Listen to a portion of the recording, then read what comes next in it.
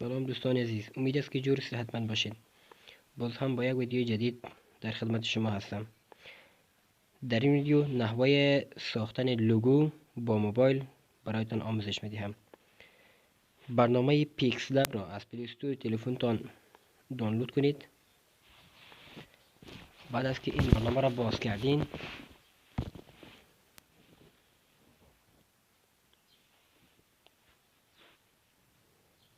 در اینجا آماده پس زمینه تلفنتان را با یک رنگ دیگری انتخاب کنید. فرض مثال من به رنگ نارنجی یا هم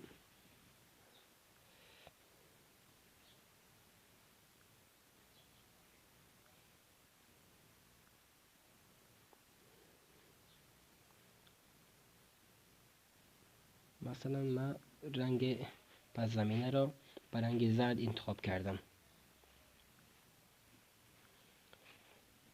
بعد از آن شما در اینجا یک شیپ به نوع دایره اینجا رسم کنید.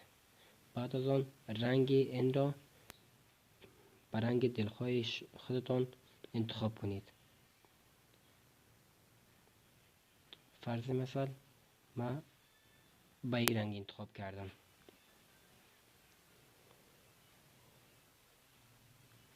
بعد از اینجا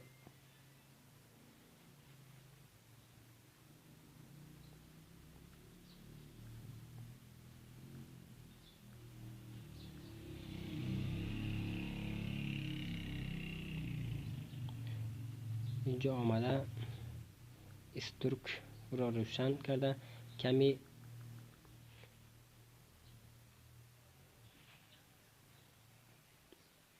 بر یک خط دایروی در گردش رسم کنین. بعد از این کار را کردین، شما تصویر مورد دلخواهتان را در اینجا بیارین. فرض مثال من از اینجا یک تصویر انتخاب میکنم.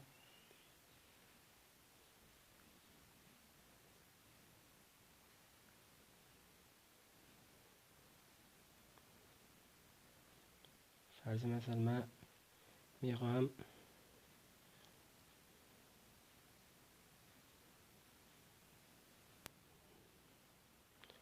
این تصویر را انتخاب کنم. خواهی را به نوع دایروی انتخاب کنید، اینطور.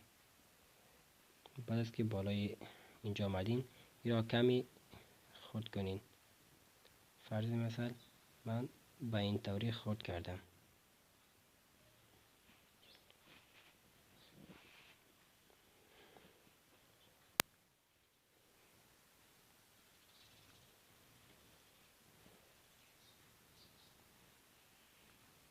شما بعد از این طوری یک شیپ در اینجا رسم کنید که نام چینل تان در آنجا نوشته کرده بتوانید. و بعد از رنگ مورد دلخواهتان را در اینجا انتخاب کنید.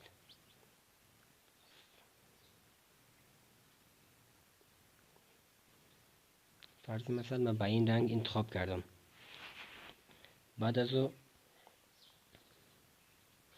اینجا آمده بالای تکس کلیک و بعد از دو بار بالای این کلیک کنید و نام چینل تان را می خواهید در اینجا نوشته کنید.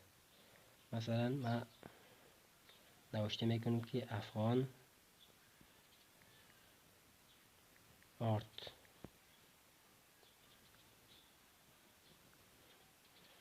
اینجا اینطوری تنظیم میکنید. خب شما میتونید اینجا رنگ دلخواهتان را اینجا انتخاب کنید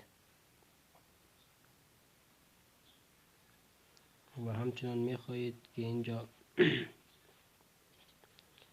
با یک رنگ دیگری هم باشد نصفش هم میتوانید. خب فرض مثال اینطور و هم میخواهید تمام رنگش یک قسمی باشه. فرض مثال اینطوری. و اینجا آمده فونت مورد دلخواهتان را انتخاب میکنید.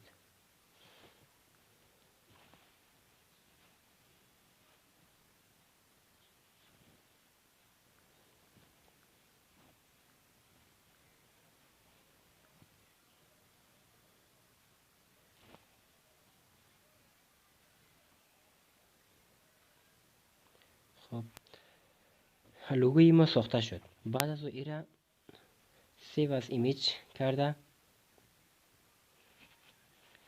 اینجا وری های یا اولترا را انتخاب، بعد سیو تو گالری میکنین.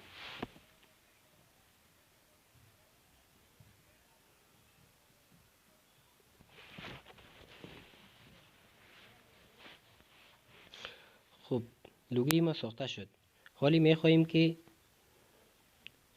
این رنگ پس زمینه ای که در تصویر است این را چطوری از بین ببریم. خب از اینجا خارج میشیم،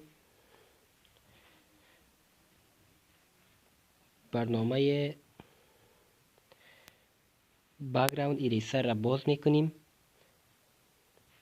بعد از کلود فوتوس